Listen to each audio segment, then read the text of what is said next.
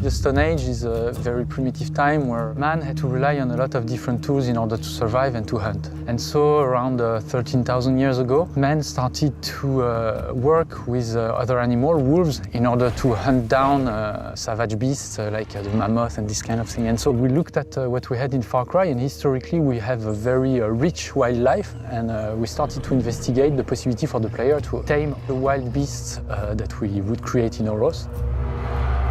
All the beasts have their place, depending on how the player really wants to approach situations. With the canines, you have a beast that will explore for you, who will alert you to nearby danger and growl.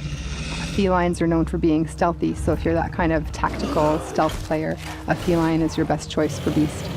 The bear is your quintessential tank. It's going to take all kinds of aggro off of you if you encounter hostile enemies in the world. And then lastly, we have the honey badger. And the honey badger is really in a league of his own. You can send them, to take out a small village. You can use them to distract enemies. You can use them to hunt. So I think it really opens up the types of gameplay that you can do. I was playing last night and I had a great moment where there was a small village with a couple of people. And I just went in with my saber-toothed tiger and just slowly, one by one, we were picking out enemies. It was just such a good feeling. Far Cry, when you come across a situation, you always want to recon it first. And you can do that from your point of view as Takkar, but you can also send in your owl, who is going to act as your recon tool. He can view outposts from above, he can mark enemies, he can bomb enemies if he wishes. And the owl also has a specialized aerial attack.